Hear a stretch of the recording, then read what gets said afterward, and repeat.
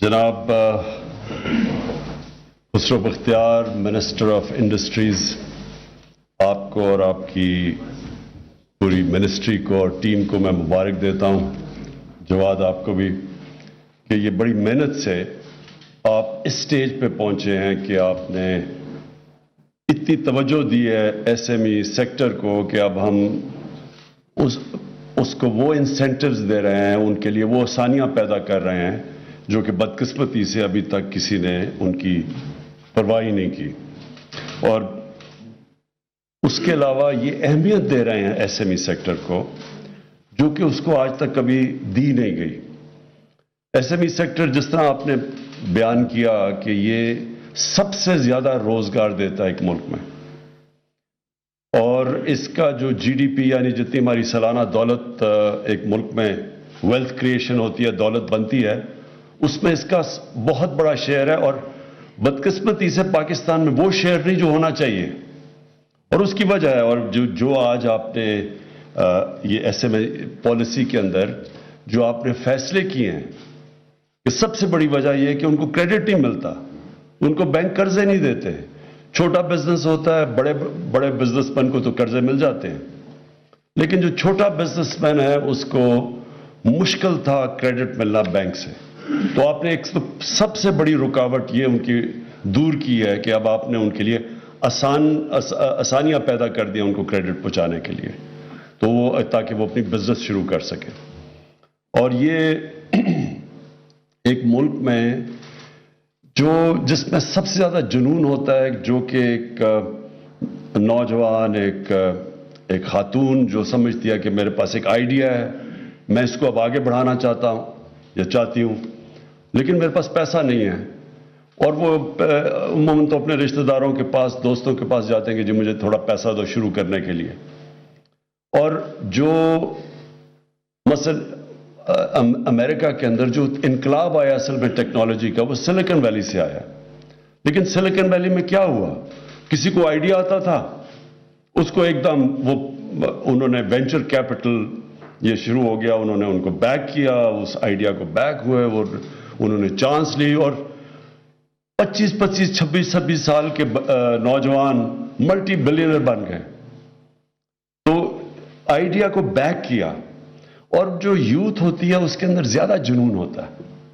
میں جب اگر میں 18 سال سے اوپر ہوں، 25 سال تک، 30 سال تک آئیڈیلزم زیادہ ہوتی ہے، زیادہ بڑے خواب دیکھتے ہیں، وہ زیادہ ان کے اندر انٹرپرائز ہوتی ہے کہ میں وہ بننا چاہتا ہوں، میں یہ بننا چاہتا ہوں. بدقسمتی سے جیسے جیسے آپ کی عمر جاتی ہے، بیوی بچے ہو جاتے ہیں، پھر چانس انسان کم لیتا ہے، رسک نہیں لیتا کہ اگر میرا یہ وینچر فیل ہو گیا تو میرے بچوں کا کیا ہوگا، اسکولوں میں وہ بچے ہیں. تو وہ جو جنون اور انیشیٹو ہوتا ہے نا، وہ نیچے جانا شروع ہو جاتا ہے.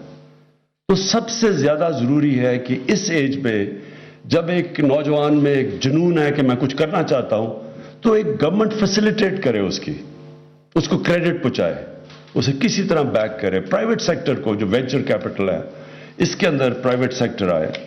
اور اب تو یہ جو انفارمیشن ٹیکنالوجی ہے اس کے اندر ہم نے دیکھا ہے کہ 25 سال کے جس طرح میں نے کہا نوجوان کہاں سے کہاں پہنچ جاتے ہیں. تو ایک تو ایس ایم ای سیکٹر کو بیک کرنے سے یہ سٹارٹ اپس، یہ بیسیکلی یہ سٹارٹ اپس بھی آپ بیک کر رہے ہیں، یہ ایک زبردست چیز ہے. اور مجھے خوشی ہے کہ پاکستان میں ایک دم پتہ نہیں کتنی $500 ملین کی تقریباً انویسٹمنٹ آئی ہے باہر سے سٹارٹ اپس کے اندر. تو یہ ایک بہت بڑا، کبھی پہلے تو زیرو تھی، تو یہ بھی ایک بہت بڑا قدم رائٹ ڈائریکشن میں ہے، یعنی ہم صحیح ڈائریکشن میں نکل گئے ہیں. اور جو ہماری 22 کروڑ کی آبادی ہے، اس کا اگر ہم نے پوری طرح فائدہ اٹھانا ہے تو یہ ضروری ہے کہ ہم اب اس اپنا جو یوتھ ہے، دنیا میں سیکنڈ ینگسٹ آبادی ہے پاکستان میں، اب اس یوتھ کو پوری طرح ہم فیسیلیٹیٹ کریں، مینج کریں، ہیلپ کریں، اور اسٹیٹ پورا اپنا کردار ادا کرے. تو سب سے پہلے تو کریڈٹ ہو گیا. دوسرا مسئلہ یہ ہے کہ اگر انہوں نے کوئی چیز سیٹ اپ کرنی ہے، زمین اتنی مہنگی ہے شہروں میں کہ ان کے پاس وہ پیسہ ہی نہیں. اب وہ کدھر سے کیپٹل لے کے آئیں کہ اپنی کچھ کاروبار بھی شروع کریں اور زمین بھی خریدیں. تو اس کے لیے بھی آپ نے فیسیلیٹیٹ کر دیا ہے کہ گورنمنٹ اب ان کی مدد کر رہی ہے، لیز کے اوپر ان کو پلاٹس دے گی. یہ سیکنڈ آپ نے بہت بڑا کام کر دیا. تیسری چیز ریڈ ٹیپ ہمارے ملک میں یہ بہت بڑا مسئلہ بن گیا. میں جب اسکول میں تھا تو تب پاکستان اس سارے خطے میں، ایشیا میں سب سے تیزی سے ملک وہ آگے بڑھ رہا تھا. ہمیں ابھی بھی یاد ہے کہ ہمارے اسکولوں کے اندر ملیشیا سے شہزادے آیا پڑھتے تھے، مڈل ایسٹ سے سارے لوگ ہماری یونیورسٹیز میں پڑھتے تھے، میڈیکل کالجز میں آتے تھے، ہماری ڈگری ساری دنیا میں مانی جاتی تھی. اور تو اور اب ملک کی اگر اہمیت دیکھنی ہے تو ملک کا پریزیڈنٹ جب گیا امریکہ 60s میں تو ان کا پریزیڈنٹ ایئرپورٹ پہ اس کو ریسیو کرنے آیا. ملک کی اہمیت تھی، تیزی سے بڑھ رہا تھا. سارے ایشیا میں ملیشیا جیسے اور ساؤتھ کوریا جیسے ملکوں نے پاکستان میں آ کے دیکھا تھا کہ ہمارا ماڈل کہ یہ کیا وجہ ہے کہ یہ ملک اتنی تیزی سے اوپر جا رہا ہے. تو ہم نے اپنا راستہ کھو بیٹھے. ہماری اس وقت بیوروکریسی سارے علاقے میں سول سروس مانی جاتی تھی، یعنی ٹاپ کوالٹی کی سول سروس تھی. تو آہستہ ہم نے غلط فیصلے کیے اور بدقسمتی سے ہم نیچے جانا شروع ہو گئے. اور اس میں ایک بڑا پرابلم آیا کہ جو ہماری بیوروکریسی سب سے ایفیشینٹ سمجھی جاتی تھی، قابل، سب سے مشکل امتحان تھا سول سروس کا ایسٹ پاکستان اور ویسٹ پاکستان میں، وہ بدقسمتی سے اس کے اندر پولیٹیکل انٹرفیئرنس، میرٹ ختم ہوا. اور وہ رکاوٹیں، وہ بیوروکریسی بجائے مدد کرنے کی وہ دوسری طرف وہ رکاوٹیں پیدا شروع ہو گئیں. ہم نے اب یہ فیصلہ کیا، ہماری گورنمنٹ نے، کہ جو بھی انٹرپرائز جس سے زراعت ہو یا انڈسٹری ہو یا سروس انڈسٹری ہو، جس سے بھی روزگار ملتا ہے، اگر اس کے اندر رکاوٹیں ڈالی جائیں گی تو ہم اس ڈپارٹمنٹ کے خلاف ایکشن لیں گے، یا جو بھی رکاوٹ ڈالے گا اس کے اگینسٹ ایکشن لیں گے. جو بھی ایکسپورٹس کے اندر مسئلے ڈالے گا، کہ ہمیں شرم آتی ہے کہ ہماری جتنی 22 کروڑ لوگوں کی جو ایکسپورٹ کر رہے ہیں ہم دنیا میں، ہمیں شرم آتی ہے کہ چھوٹے چھوٹے سنگاپور جس کی کوئی 50 لاکھ آبادی ہے، وہ کچھ ہمارے سے پتہ نہیں 300 ارب ڈالر کی سے زیادہ سنگاپور کی ایکسپورٹ ہے. 50 لاکھ لوگ ہیں، ہم 22 کروڑ لوگ ہیں. ہماری یہ ساری ہمیں جب گورنمنٹ ملی تھی تو 24 ارب 22 کروڑ لوگوں کی ایکسپورٹ تھی. وہ 50 لاکھ والا ہمارے دیکھتے دیکھتے سنگاپور ہمارے سے آگے گیا، یعنی 300 ارب ڈالر کی ایکسپورٹ. ملیشیا، جس طرح میں نے آپ کو کہا، پاکستان میں وہ آ کے دیکھتے تھے کہ ہمارے ان کے شہزادے میرے ساتھ پڑھتے تھے، وہ سارے ہمیں ایڈمائر کرتے تھے، پاکستان اتنی تیزی سے آگے جا رہا ہے. ان کی 220 ارب ڈالر کی ایکسپورٹ ہے، 6 کروڑ آبادی ہے ان کی. تو سب آگے نکل گئے.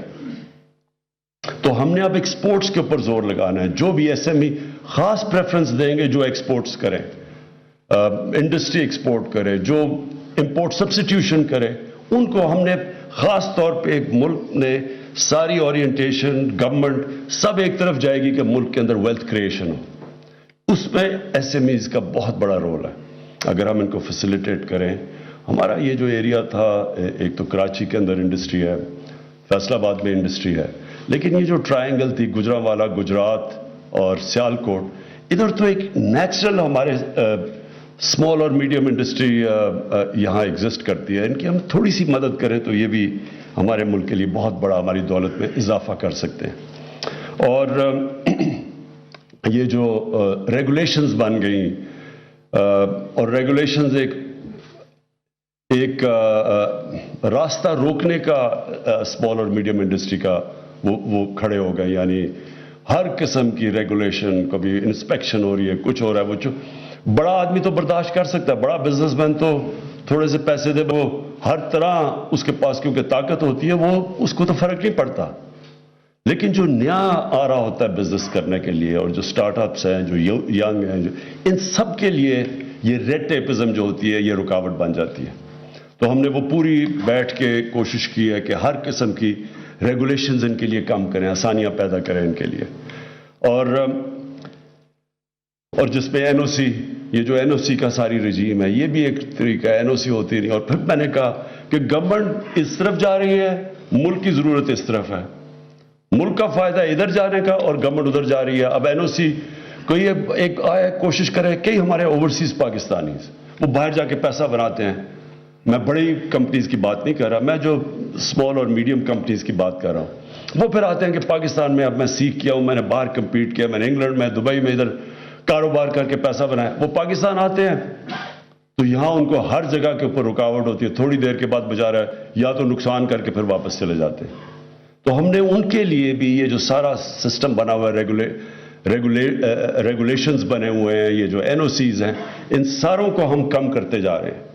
ہر جگہ جس طرح ابھی بات کی خسرو نے کہ یہ جو اب انسپیکٹرز, اب جب انسپیکشن ہوتی ہے وہ بھی ایک طریقہ بن گیا بدقسمتی سے پیسے بنانے کا. وہ انسپیکشن آتی ہے, وہ انہیں پیسے دیتے ہیں, وہ انسپیکشن ہوتی نہیں ہے, وہ پیسے دے کے چلے جاتے ہیں.